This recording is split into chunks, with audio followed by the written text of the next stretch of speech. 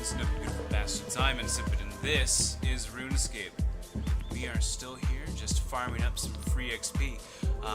Mighty fine in terms of not really needing a whole lot of hands-on work on my part. I did want to point out that you can also, let's go and get this level right here. Yeah. Oh, there it is, a quick level up. We've gone from level 2, I believe, to level 16 in short order. No particular complaints. In so much as I am not able to otherwise practice summoning. Alright, I'm gonna make that go away. Do something instead, maybe. Yeah, maybe. Am I doing it? Should be doing it. Let me do it. It's not letting me do it. That is just rude. Look at that rudeness. Well, I wanted to do magic anyway. Didn't even want their help with summoning. Right there. Wanted to comment that, gosh, golly. Good. There's a whole lot of conversation that's been happening here lately, and it's just kind of, We're just waiting to avoid their topic and go with ours. Wanted to share something from, quite some time ago when I was a kid. Something that I think has, in its own way, transformed into a very cool tool in my current self. Beyond my ability to wear absolutely adorable leopard onesies, because I couldn't be more pleased about that. But what happened was that once upon a time I had a serious problem with rumination. That's just the concept that you start thinking about the same thing over and over again, and it can be very disruptive because sometimes it's a very interjectful thought. You didn't want to have the thought's just coming on back and you're thinking about it now. Kind of like how you end up worrying about stuff. You don't want to worry, but you're going to be worrying now. Rumination's kind of like that, but it's about a lot of very significantly more mundane items than one would normally worry about, and then kind of just goes, hey, you're thinking about this again. This is going to be something that's going to be disruptive to you. Learn to deal with it. Have fun. And helping me get out of that mindset was no small task for my mom. And so if this particular video could be dedicated to anything, it would be a big old dedication to, hey mom, thank you for being so incredibly patient with me and helping me learn ways of reframing, because gosh golly, that sucked like a lot, but you were there for me and I appreciate it. So got the thanks out of the way. Good job us.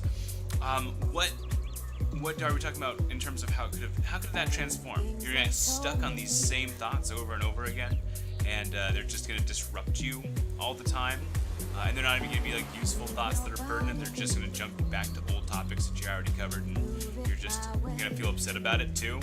Not even like for a good reason, just you're gonna be upset now. So how's that going for you, kid? Is that good? Is that healthy?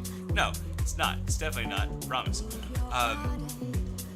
But what I ended up having come out of that is that I can very easily put a task or a production or some thing that requires a lot of my time and concentration onto the back burner while I'm taking care of something else. And frequently, my mind will go, hey, by the way, we were thinking about that other job of yours on the back burner. It was kind of back there.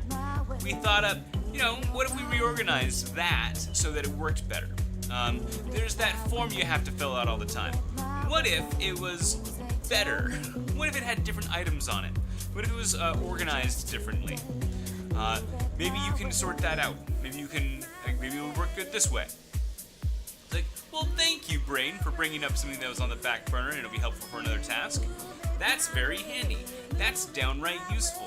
And in terms of not remuneration, the word! No!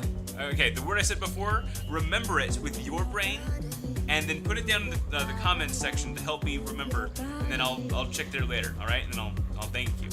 I'll be there, promise. Anyone who says the word in the comment section, I will come back, and I will thank you with typing in my hands. I will do it. But that, in terms of ways that can transform into something that's more of an asset as opposed to something that's impeding you, that's a great opportunity. And I hope that we can all take an opportunity from time to time to go, alright, so I got this terrible, terrible thing that's going on with my face, and it's just incredibly disruptive. What is the best form this could take? And, you know, worst case scenario, you can guide yourself towards best case scenarios. You can create environments where the best case scenario gets to occur.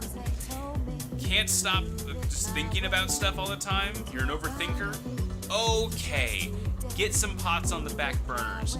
Get yourselves like adequately stimulated so that you don't have all of these extra resources trying to buy for other tasks to get done. You'll find your way. You will find the method of madness that helps you get your equilibrium. But in the end, it's very much about kind of approaching life from your the speed that works for you. Let yourself be wrong, learn from it, adjust, and do it better next time. With that, I'm going to go ahead and bring us on down. I think the good takeaway message is that we have many weaknesses that we can make into strengths. And sometimes that just takes time and patience. Otherwise, I'm going to come right over here, say a big old thank you to these people.